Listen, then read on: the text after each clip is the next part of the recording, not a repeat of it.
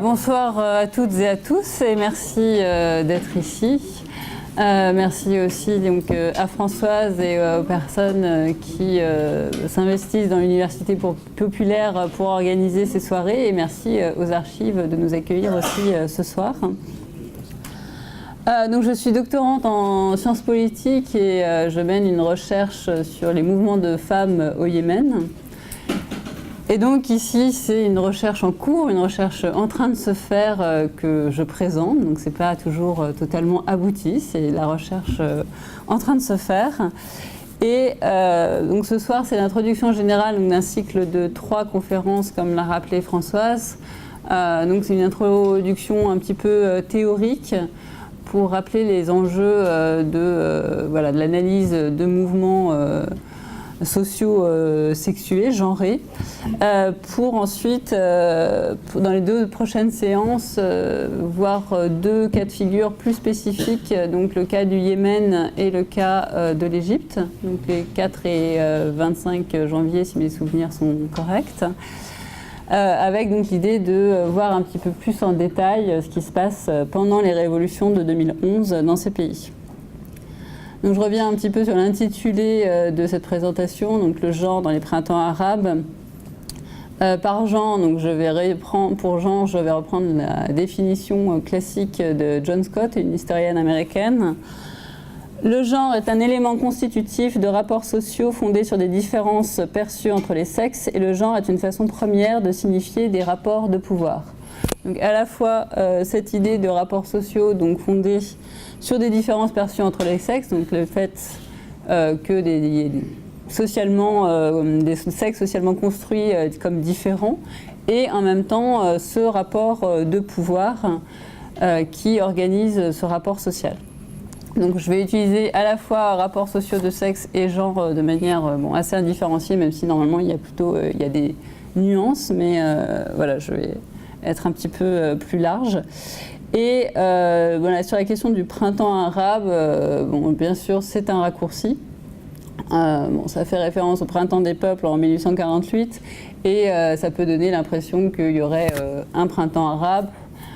Bien sûr, ce sont des printemps arabes, des révoltes, des révolutions, des soulèvements. Il y a plusieurs termes possibles dans des contextes tout à fait différents.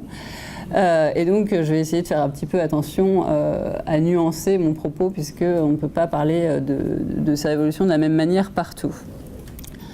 Donc, on pourrait plutôt dire qu'on va s'intéresser aux mouvements socio-sexués, parce que voilà, on parle de révolution, mais ça n'a pas toujours donné lieu à des chutes du régime. Donc, on va parler aussi de mouvements sociaux pour être plus large. Pour ces révoltes ou ces insurrections arabes.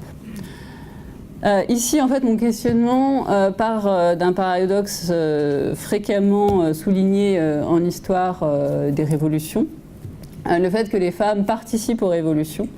Par exemple, la Révolution française, les femmes participent activement, largement, mais vont ensuite se retrouver exclues, marginalisées. Elles ne vont pas bénéficier des gains des révolutions, voire elles se retrouvent victimes parfois de mouvements de répression qui suivent ces révolutions. On peut penser à une figure emblématique, Olympe de Gouges, qui écrit une déclaration des droits des femmes et des citoyennes et va se retrouver à l'échafaud, et qui avait justement mis en exergue le fait qu'une femme ne pouvait pas monter à la tribune, mais pouvait monter à l'échafaud. C'est ce que la philosophe Geneviève Fraisse appelle les contretemps de l'émancipation des femmes, donc un premier temps avec une action des femmes et ce deuxième temps de répression, alors même que donc, dans la Révolution française, le discours est émancipateur, et malgré ce discours émancipateur, donc, on va avoir une répression des droits des femmes. Et donc mon hypothèse ici, c'est que plutôt que d'opposer tout simplement de manière un peu binaire l'action et la répression, peut-être que de regarder ce qui se passe pendant les mouvements, quels sont les rapports de pouvoir qui structurent ces mouvements, qui les traversent, ça peut nous permettre peut-être de mieux comprendre ce qui se joue et la manière dont les mouvements risquent plus ou moins de mener à des retours de bâton. Et donc l'idée, c'est d'essayer de voir, de mettre en lumière des rapports de pouvoir dans les dynamiques des relations femmes-hommes à l'œuvre dans ces mouvements. Et donc pour ça, il me semble intéressant de revenir sur le cadre théorique que nous propose la sociologie des mouvements sociaux. Donc je vais faire un petit point sur l'ensemble des théories, bon, bien sûr très très schématisées. Et ensuite, voir qu'est-ce que l'approche genre nous apporte quand on regarde les mouvements sociaux, qu'est-ce que ça apporte à l'analyse, pour ensuite revenir donc sur ces révoltes arabes. Bon, alors ça sera vraiment très schématique, puisque l'idée c'est quand même de venir plus en détail dans les deux conférences suivantes, mais voilà, d'avoir quand même un petit aperçu de comment on peut utiliser ces instruments sociologiques pour étudier les femmes dans ces révolutions. Donc bien sûr, si je parle ici de sociologie des mouvements sociaux, c'est pour bien montrer qu'il n'y aurait pas une exceptionnalité du monde arabe qui serait en dehors de l'analyse sociologique qu'on applique ailleurs, qui serait figée dans une vision, enfin voilà, c'est pour éviter une vision culturaliste et figée. Et donc bien montrer qu'on peut tout à fait analyser sociologiquement cette ère culturelle comme la nôtre. Donc, pour revenir à cette sociologie des mouvements sociaux qu'on appelle aussi sociologie de l'action collective ou sociologie des mobilisations, la première approche qui va apparaître fin du 19e, c'est une approche plutôt psychosociologique qui va au début dépeindre les mouvements collectifs comme irrationnels. On peut citer quelques travaux comme Hippolyte Taine, les origines de la France contemporaine en 1887, qui parle notamment du phénomène de contagion mutuelle des foules. Il fait le contraste entre des classes éduquées qui seraient moins sensibles à cette contagion mutuelle des foules que les classes populaires. Biais classiciste assez clair ici. On peut citer aussi les travaux de Gabriel Tarde, donc les lois de l'imitation en 1840 et l'opinion de la foule en 1901. Je vous cite quand même une petite phrase dans laquelle il décrit la foule. Donc je cite. Par son caprice routinier, sa docilité révoltée, sa crédulité, son nervosisme, ses brusques sautes de vent psychologiques de la fureur à la tendresse, de l'exaspération à l'éclat de rire, la foule est femme. Vous apprécierez le petit biais androcentré et sexiste, très léger, ici. Bon, il rappelle que bien sûr les foules sont surtout composées d'hommes parce que les femmes, heureusement pour elles, restent surtout à la maison. On peut aussi citer Gustave Le Bon, La psychologie de la foule en 1895. Donc pour lui, en fait, la foule c'est juste un groupe de personnes, mais à partir du moment où il y a un choc émotionnel, la foule devient ce qu'il appelle une foule psychologique, avec une âme collective. Et il faut donc essayer de guider cette foule. Et là, je cite aussi, il dit « Connaître l'art d'impressionner l'imagination des foules, c'est connaître l'art de les gouverner ». Donc, quelque chose à méditer, je pense, en général, sur la manière dont on est gouverné. Alors, pourquoi ces théories apparaissent à ce moment-là ? L'historienne américaine Susanna Bowers, qui les étudie plus tard, dans les années 80, suggère que si cette littérature apparaît à ce moment-là, c'est parce que la Commune de Paris vient de survenir et que les élites sociales sont un petit peu dans un contexte de panique morale face à des classes considérées comme dangereuses, et ce qui explique donc cette façon de voir la foule comme menaçante et comme une sorte de pathologie sociale. Donc dans la lignée d'une psychosociologie des mobilisations, mais cette fois en prenant les mobilisations de manière beaucoup plus rationnelle, en ne les considérant pas comme des pathologies justement, mais comme fondées sur une rationalité. On peut citer les travaux de l'école du comportement collectif qui se développe dans les années 50 en gros aux États-Unis. Bon, alors quand on parle d'école, c'est un petit peu schématique, en fait c'est vraiment des écrits assez divers, mais qui ont en point commun justement de considérer que les mobilisations ont leur rationalité.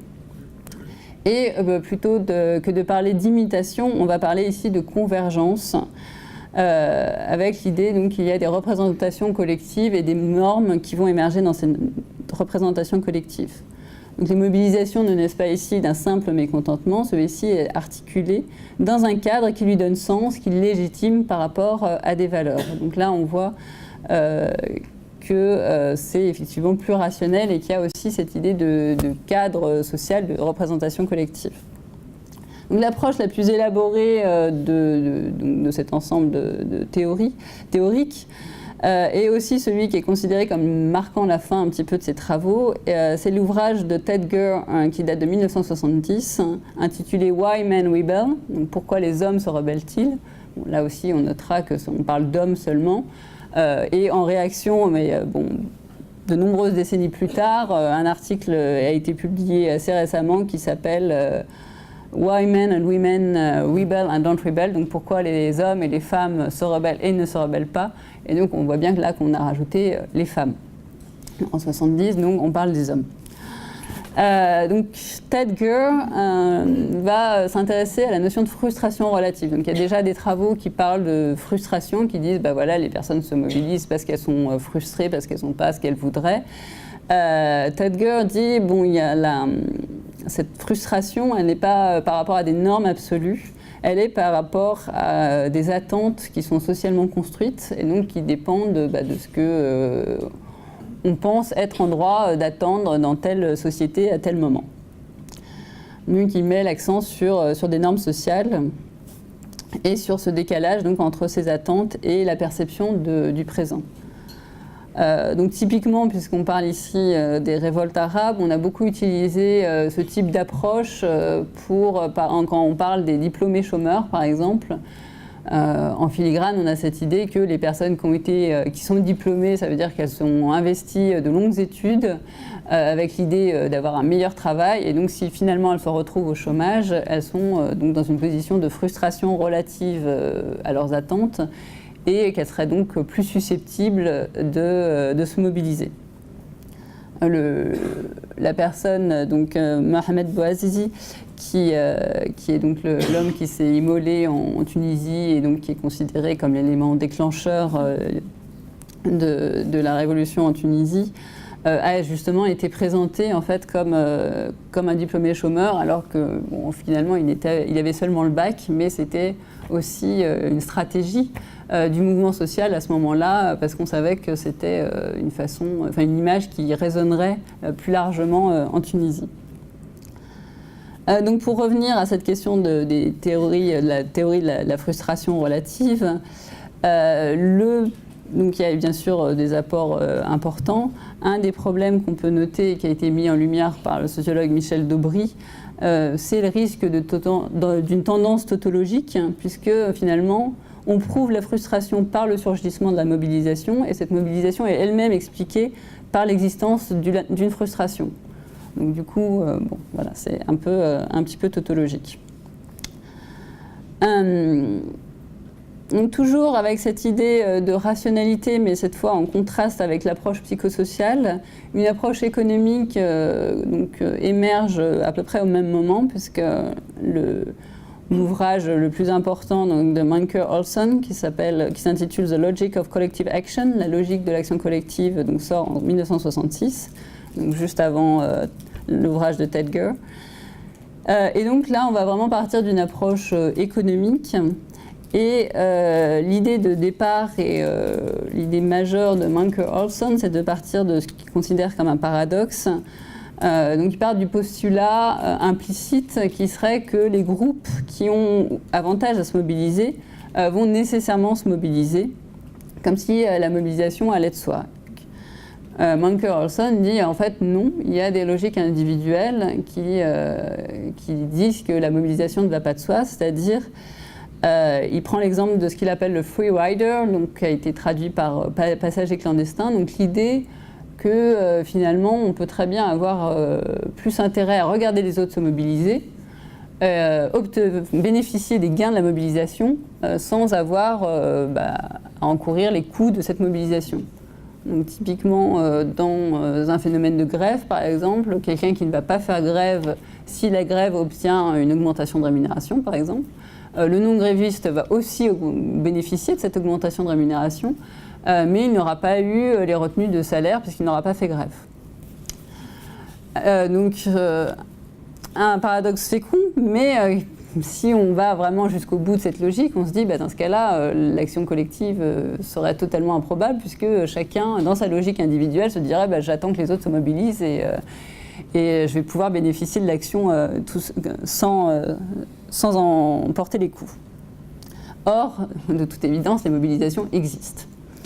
Donc, Olson est bien obligé de prendre cela en compte dans sa théorie.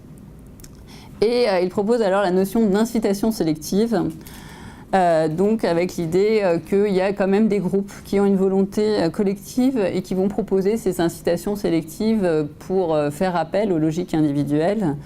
Donc ça peut être des prestations, des avantages pour les membres de l'organisation qui mobilisent, donc là des incitations sélectives positives, mais il y a aussi des incitations sélectives négatives, donc ça peut être l'idée que justement dans une grève, les non-grévistes vont être marginalisés socialement, ostracisés pour qu'il y ait une incitation à faire partie du mouvement et à être solidaire. Donc dans cette lignée un petit peu économiciste, va naître la théorie de la mobilisation des ressources, donc qui prend en compte aussi cette question, qui va aussi avoir une vision donc, plutôt basée sur l'économie, mais qui va surtout changer très radicalement la question majeure. Donc jusqu'ici, on s'est demandé pourquoi il y a des mobilisations. C'est la question, encore une fois, de Tedger, pourquoi les hommes se révoltent-ils. Les théories de la mobilisation des ressources se demandent comment se mobilise-t-on. Et pour elles, donc, c'est ça qui est important, c'est de s'interroger sur les modalités des mobilisations pour une approche plus dynamique des mouvements sociaux. Et donc aussi comprendre ce qui fait qu'une mobilisation prend ou ne prend pas. Et donc là, on va avoir une attention toute particulière aux organisations et donc une vision, comme je le disais, un petit peu parallèle où on va faire des parallèles avec l'économie, avec l'industrie, avec les entreprises, et ça se retrouve dans le vocabulaire. Donc ici, on parle d'entreprises de protestation, d'industrie des mouvements sociaux, d'organisation des mouvements sociaux, ou encore d'entrepreneurs de cause, donc pour rendre compte de ces modalités de mobilisation.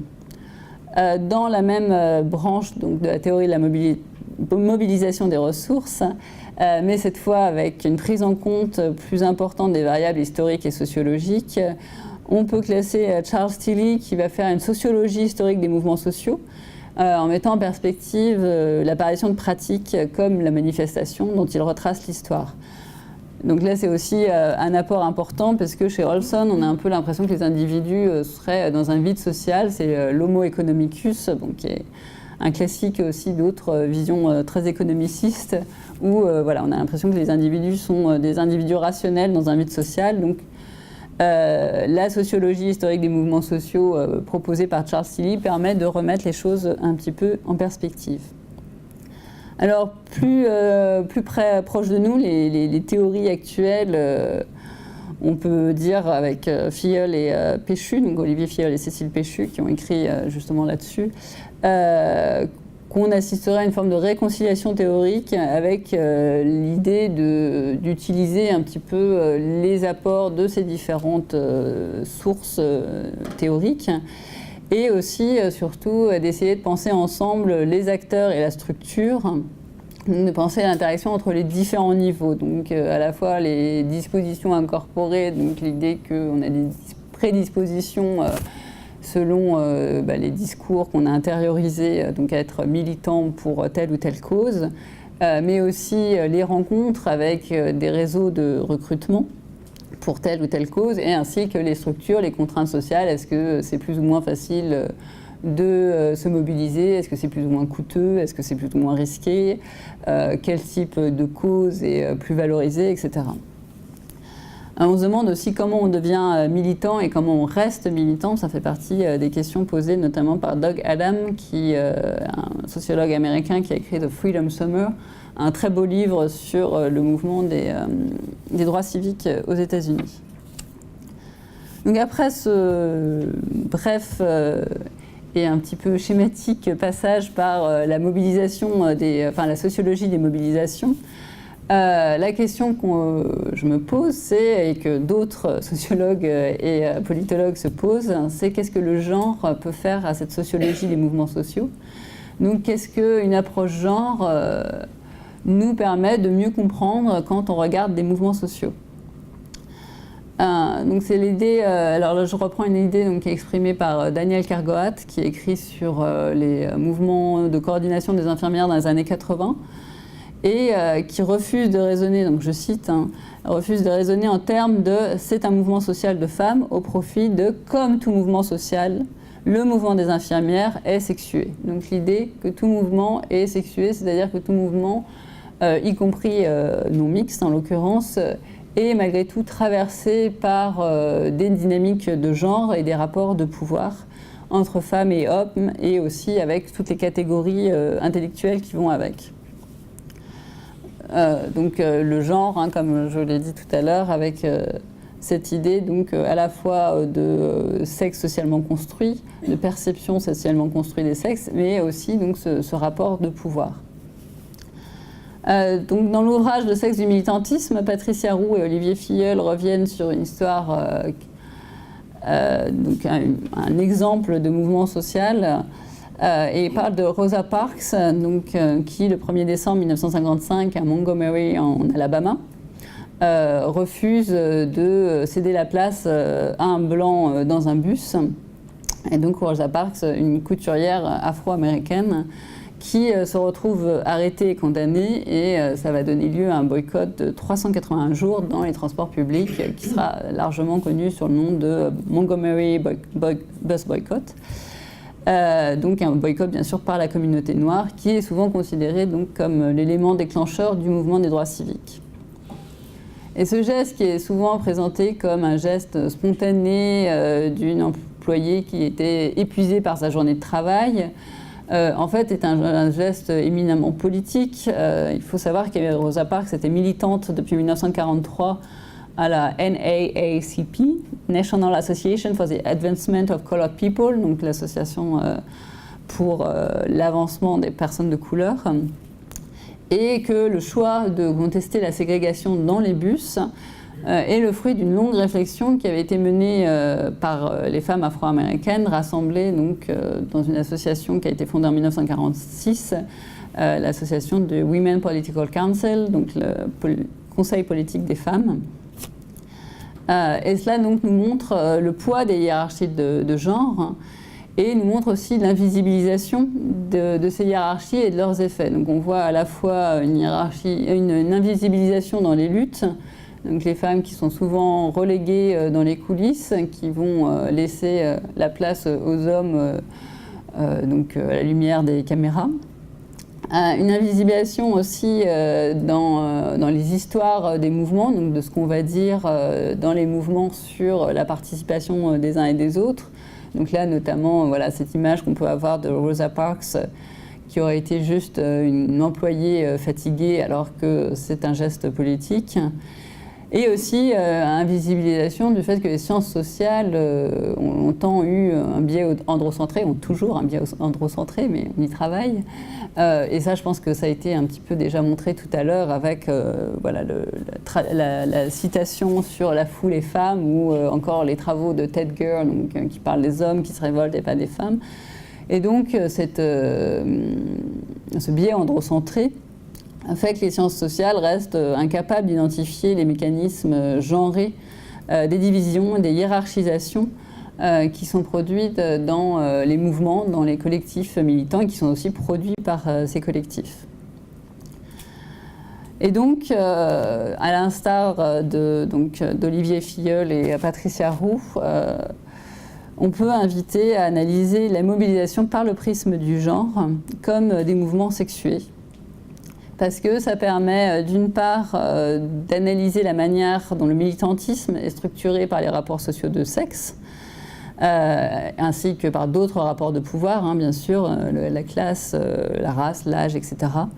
Et ça permet aussi d'analyser comment des pratiques militantes contribuent redéfinir ou à reconduire ces rapports de pouvoir. Donc c'est aussi ça qui est intéressant, je pense, dans l'étude des révoltes dans les pays arabes en 2011, de voir ce qui se passe dans les mobilisations, dans les campements, enfin, sur les places des protestations, en termes de relations de pouvoir entre les femmes et les hommes et ces dynamiques et la manière dont les uns et les autres vont essayer de redéfinir, de reconfigurer un peu ces rapports. Donc on voit bien là à la fois l'idée qu'il y a des structures assez lourdes, donc des dispositions qu'on a intériorisées sur ce que c'est qu'être une femme, un homme et les rapports de pouvoir, et donc qui vont s'exprimer dans les moments militants, dans les mouvements, etc. On ne peut pas considérer que les mouvements d'un coup font disparaître tout ça. Mais en même temps aussi une réflexion sur, malgré tout, la capacité d'agir des actrices et des acteurs et donc la possibilité aussi de s'emparer de marge de manœuvre pour essayer de reconfigurer, de redéfinir ces normes.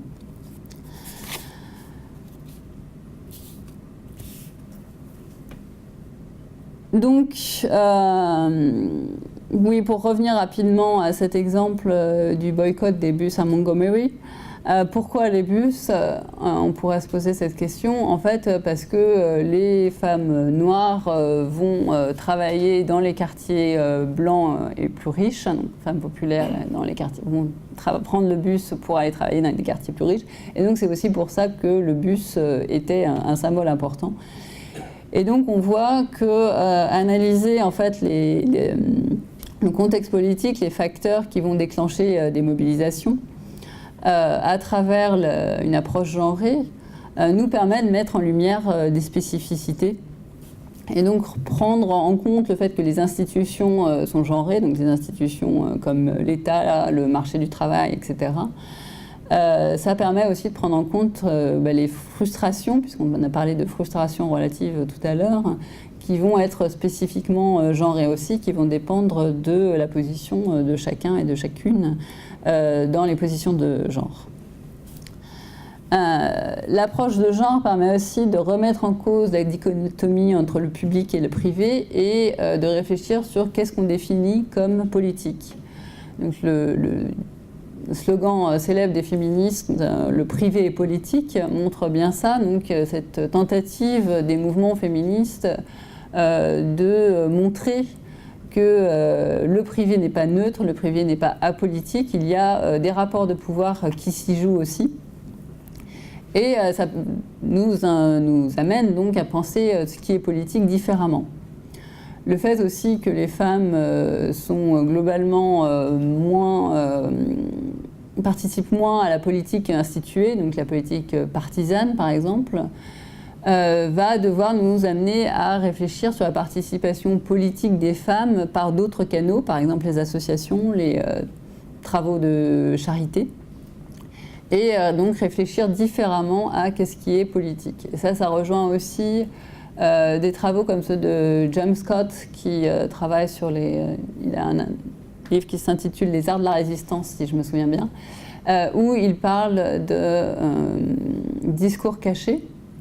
Donc cette idée que les personnes en situation d'être dominées ne vont pas totalement intérioriser le discours dominant, mais vont garder et cultiver ce qu'il appelle donc le discours caché, qui va s'exprimer de manière transgressive à l'occasion, mais pas nécessairement de manière instituée selon la possibilité que les rapports de domination laissent. Parfois, il n'y aura pas nécessairement d'accès à la politique instituée, mais il y aura d'autres manières de dire son désaccord.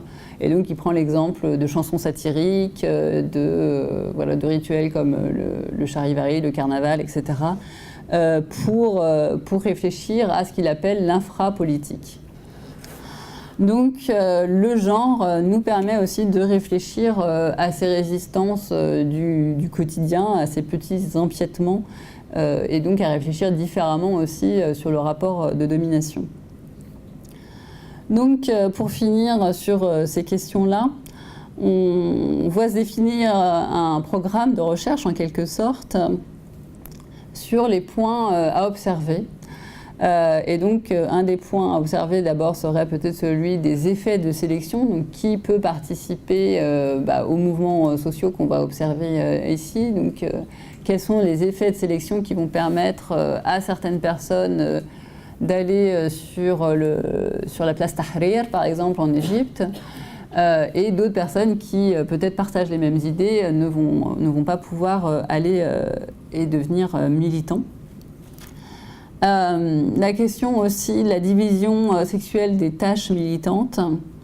Et donc là, je reprends une définition de Daniel Kergoat encore, que je vous lis ici, donc je cite.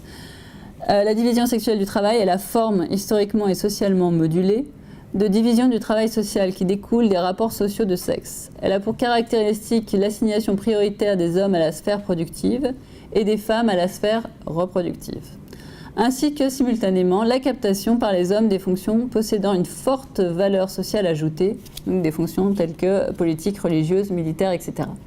Fin de la citation. Donc cette division sexuelle du travail repose sur deux principes, celui de la séparation, donc il y aurait des travaux d'hommes, des travaux de femmes, mais aussi sur un principe de hiérarchie, c'est-à-dire que globalement les travaux effectués par les hommes sont considérés comme valant plus que ceux qui sont effectués par des femmes. Donc une division sexuelle des tâches qui va être menée, qui va être observée par différents travaux, et notamment par Jules Falquet au Salvador, donc dans un article intitulé « Division sexuelle du travail révolutionnaire », où elle dit justement, je cite encore, « Je ne parvenais pas à expliquer pourquoi les rapports sociaux de sexe étaient demeurés presque inchangés, alors que la guerre, donc on parle du Salvador, et a fortiori la lutte armée révolutionnaire constituaient apparemment des moments de rupture avec la vie quotidienne dont le but est de secouer les systèmes de domination traditionnels. » Donc on voit, un petit peu comme dans nos révolutions, l'idée qu'on a des moments de rupture avec la vie quotidienne et des moments de remise en cause des rapports de domination.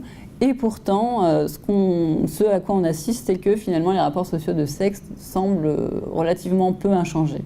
Alors justement, donc elle, quand elle va s'intéresser à comment ces rapports sociaux de sexe sont travaillés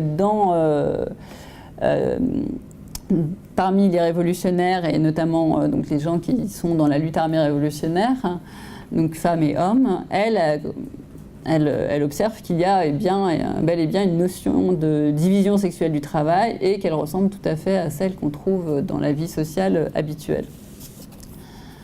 Et enfin, un autre point qui me paraît intéressant aussi à observer, c'est celui de l'existence de revendications spécifiques pour les femmes ou pas. Donc il y a plusieurs travaux empiriques qui montrent que ça pourrait être une des façons pour les femmes d'éviter donc ce temps de répression ou de le limiter dans les mouvements révolutionnaires. Ça serait donc de mener un travail, une lutte parallèle où elles revendiqueraient leurs droits spécifiques tout le long de la Révolution. Donc, du coup, une attention aux revendications. Est-ce qu'on parle de revendications très générales ou est-ce que les revendications plus spécifiques pour les femmes ont aussi droit de citer et sont aussi valorisées que les autres? Et en regard, la question aussi de y a-t-il des violences spécifiques vis-à-vis des femmes, des rappels à l'ordre social et sexué vis-à-vis des femmes dans les révolutions arabes.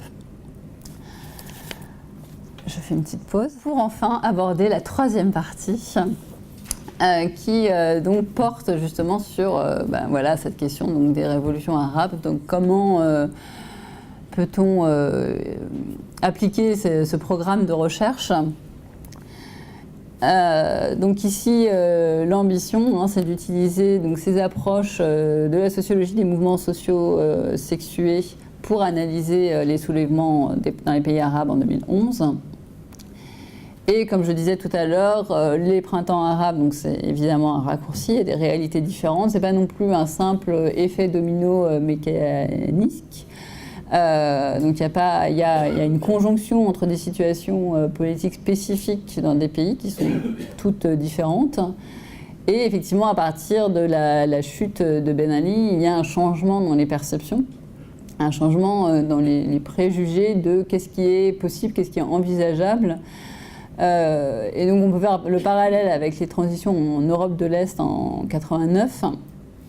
Donc Michel Debré, qui travaille beaucoup sur les transitions, parle d'un changement des préjugés sociaux sur justement ce qui est possible, envisageable. Donc il dit que par exemple en 89, à Prague, les gens manifestent en se disant ça a marché à Berlin, ça a marché en Allemagne de l'Est, donc ça peut marcher ici aussi. Donc on a un petit peu un processus similaire, c'est-à-dire que c'est pas mécanique, c'est pas juste ça a marché ici et d'un coup ça va marcher partout. Bien sûr, il y a des situations spécifiques tout à fait différentes dans les pays qui font qu'à ces moments-là, les conjonctures sont plus ou moins favorables pour une révolution. Et donc le fait que Ben Ali quitte le pouvoir change la perception de ce qui est possible et envisageable dans les pays arabes et autoritaires voisins. De la même manière, donc, la configuration des rapports sociaux de sexe, elle est spécifique dans chaque pays et elle est difficilement généralisable. Et c'est pour ça que je me suis proposé de faire ici plutôt une introduction théorique pour avoir l'opportunité de parler de deux cas beaucoup plus spécifiquement, donc le Yémen et l'Égypte après, parce que voilà, là je vais me livrer à des généralités, mais je pense que c'est important de revenir vraiment sur les contextes très spécifiques de chacun de ces pays.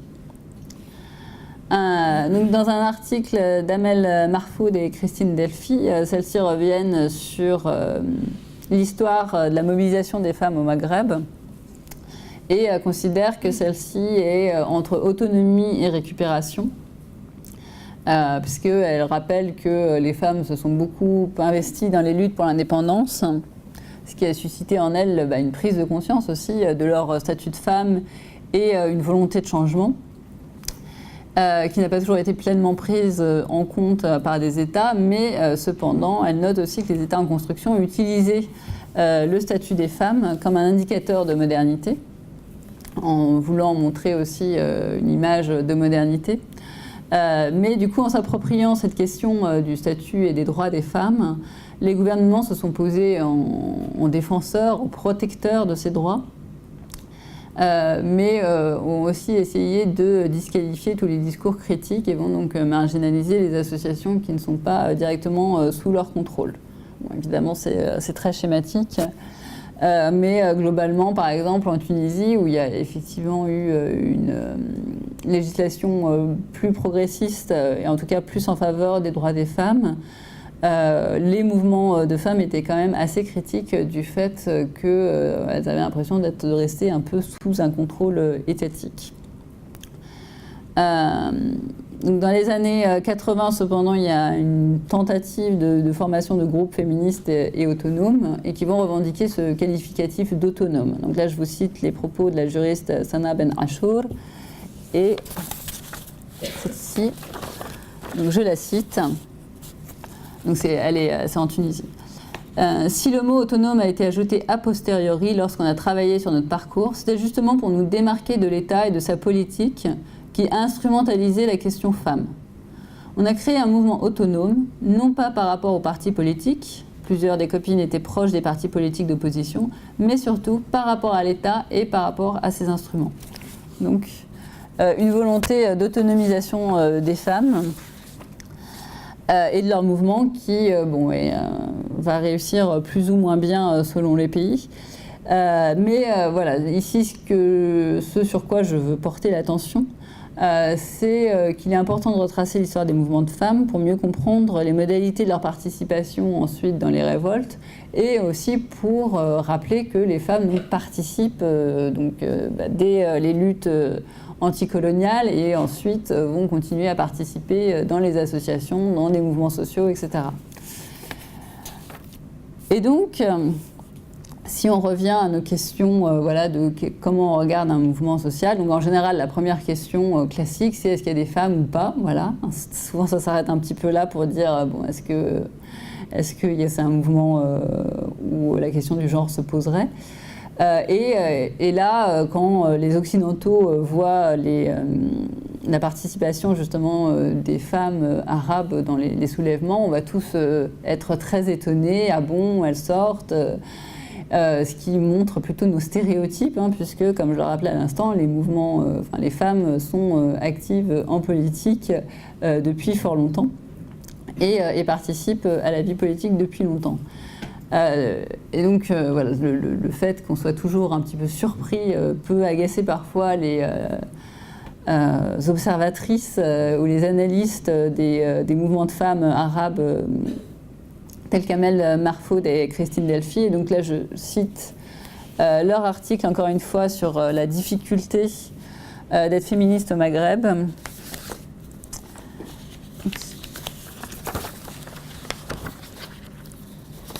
Donc je cite, « Le monde occidental a découvert ces dernières années l'engagement des Maghrébines à travers la mobilisation massive des femmes dans les dits printemps arabes.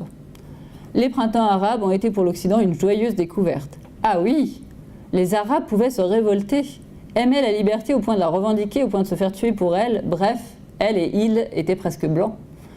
L'heureuse surprise des Européens et Européennes était due à leur méconnaissance de ces pays. » On sent une petite irritation, bien compréhensible.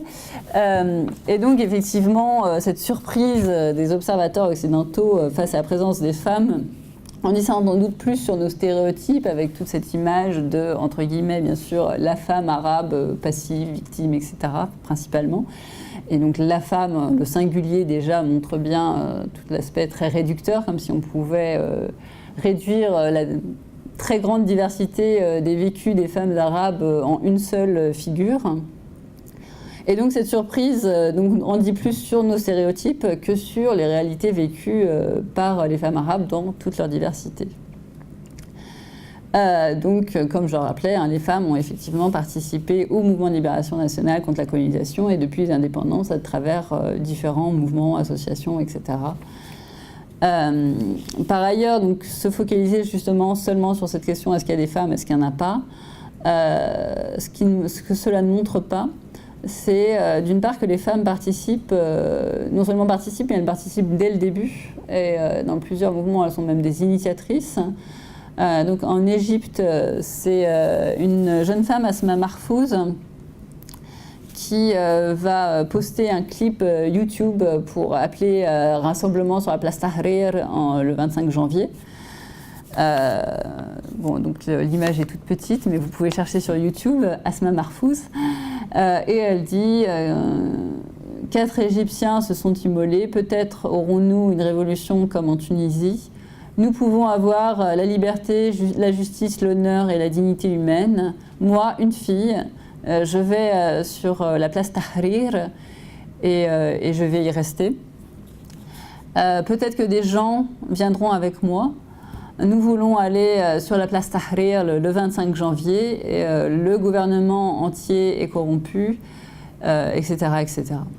Donc avec l'idée d'appeler les gens à manifester et donc effectivement nombreuses personnes se rassemblent le 25 janvier sur la place Tahrir et avec le temps Moubarak va donc quitter le pouvoir. Au Yémen, on peut parler de Tawakkul Karman, donc, qui est une journaliste qui a créé une association, les femmes yéménites journalistes s'enchaînent, et qui est très active depuis de nombreuses années dans la lutte contre le régime, qui participe dès les toutes premières manifestations et qui appelle à manifester en solidarité avec le peuple tunisien qui va être emprisonné quelques jours.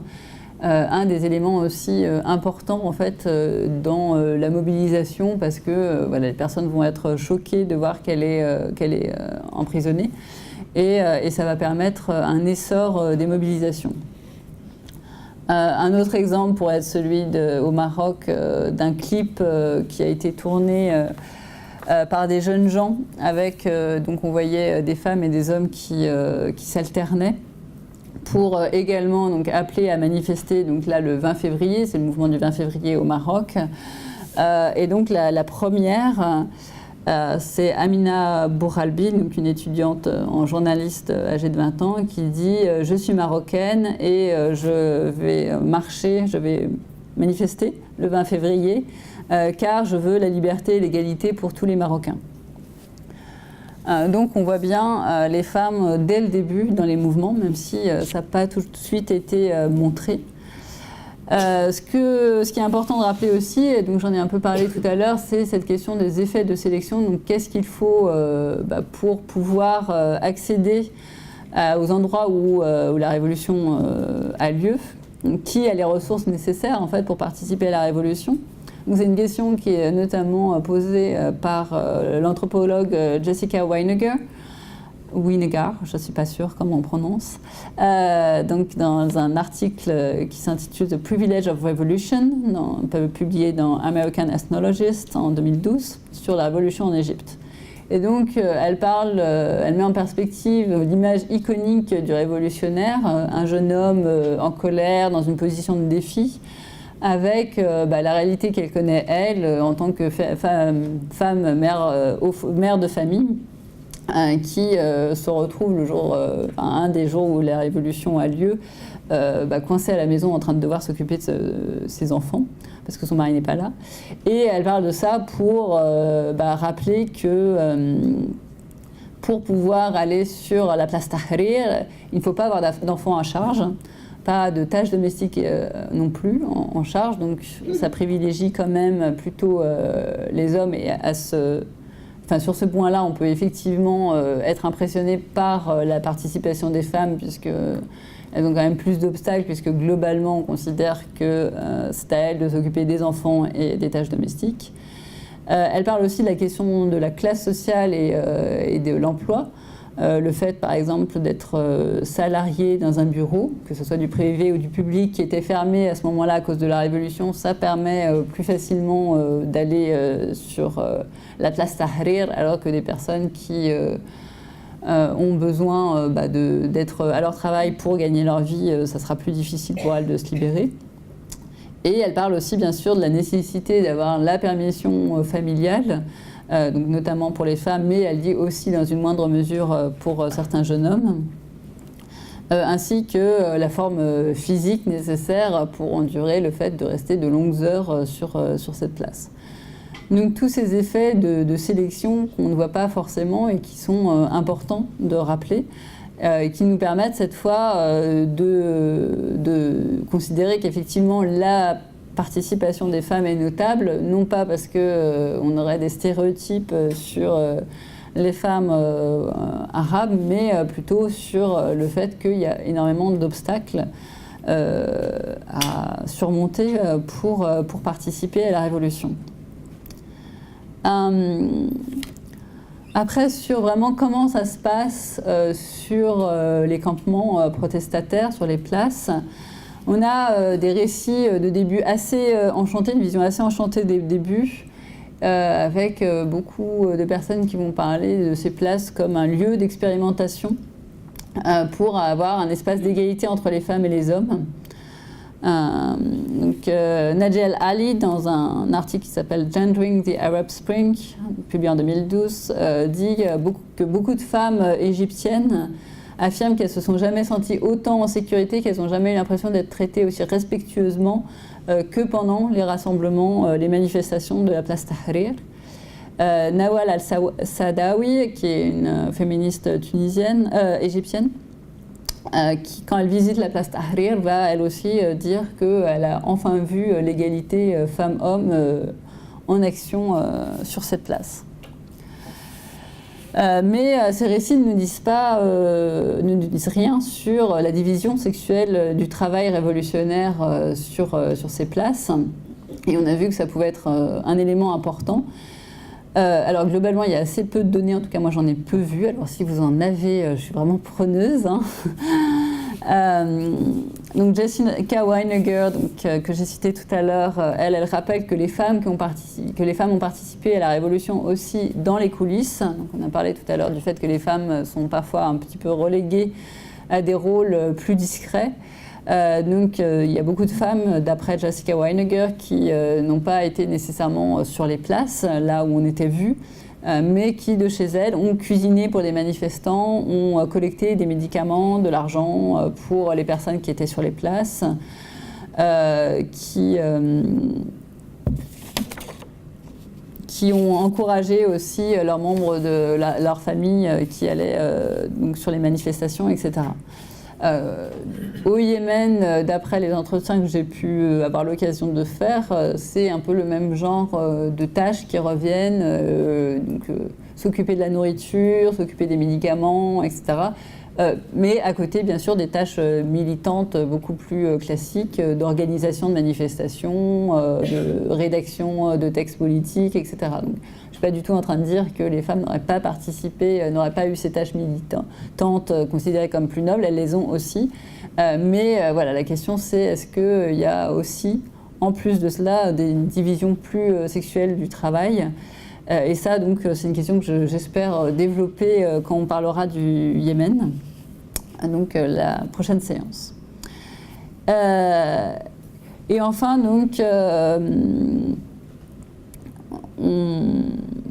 j'ai un petit peu parlé donc, de cette question du risque que les femmes ne bénéficient pas des gains révolutionnaires. Donc un risque qui est traité donc, largement par la littérature féministe. Et ce sont des débats qui traversent aussi les luttes des femmes. Cette question de est-ce qu'il vaut mieux porter des revendications générales ou est-ce qu'au contraire c'est important d'avoir des revendications spécifiques pour rappeler les droits des femmes en particulier. Donc on voit plusieurs idées qui s'affrontent. Nawal Asadawi, donc, que j'ai cité tout à l'heure, par exemple, elle est en faveur d'une lutte parallèle pour les droits des femmes. Donc, sur la place Tahrir, elle pense qu'il faut continuer en même temps à lutter pour les droits des femmes plus spécifiquement.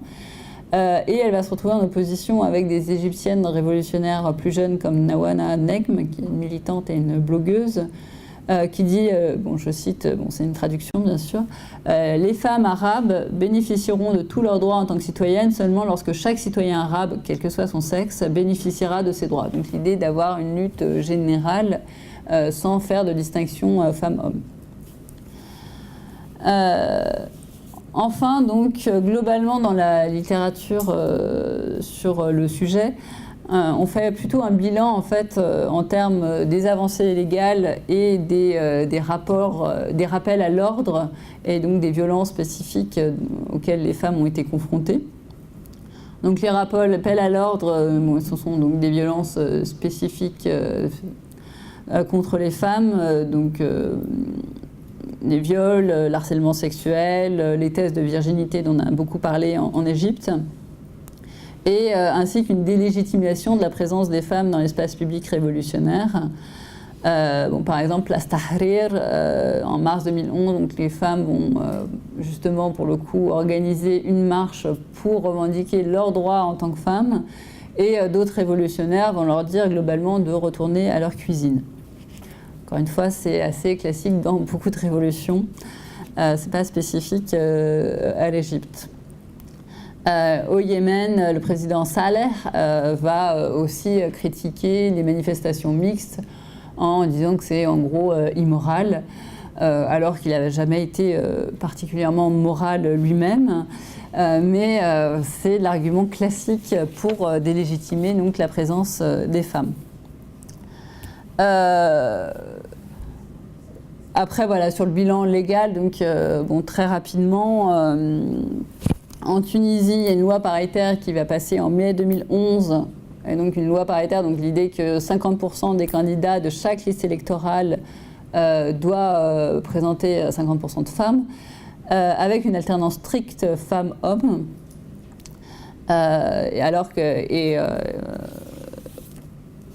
et donc ça va permettre aux femmes de représenter 24% de l'Assemblée constituante, 49 postes sur 217. Et ensuite, dans la Constitution de 2014, donc l'article 46 dit, je cite, « L'État s'engage à protéger les droits acquis de la femme, les soutient et œuvre à les améliorer. L'État garantit l'égalité des chances entre la femme et l'homme pour assumer les différentes responsabilités et dans tous les domaines. L'État œuvre à réaliser la parité entre la femme et l'homme dans les conseils élus. l'État prend les mesures nécessaires afin d'éradiquer la violence contre la femme. Donc il y a aussi encore cette idée de parité qui est donc totalement nouvelle. Et donc, bon, bien sûr, il y a d'autres exemples d'avancées légales, mais sur ce point, c'est vrai que je le développe peu parce que je pense qu'on manque beaucoup de recul pour savoir quelles lois vont être passées, parce que là, il y a des constitutions, mais il va y avoir certainement de nouvelles lois, et aussi la manière dont elles vont être appliquées ou pas, et de la manière dont les actrices et les acteurs vont s'en emparer. Donc, je pense qu'on a relativement peu de recul sur ces questions-là pour l'instant. En conclusion, je pense que voilà, l'idée c'était d'avoir un petit topo théorique pour réfléchir ensemble sur comment analyser la place des femmes, mais pas seulement la place des femmes, hein, mais le contenu de cette participation, et donc analyser les mouvements donc dans les pays arabes en 2011 comme des mouvements sexués, donc traversés par des rapports de pouvoir qui vont être aussi redéfinis dans ces moments-là. Et j'espère développer ces aspects-là beaucoup plus donc dans les 2 prochaines séances sur le Yémen et l'Égypte, et sur le Yémen avec, à partir d'une expérience, enfin, à partir d'entretiens sur le terrain et d'observations. Bon, malheureusement sur l'Égypte, plutôt à partir de sources secondaires comme pour ce soir. Merci pour votre attention.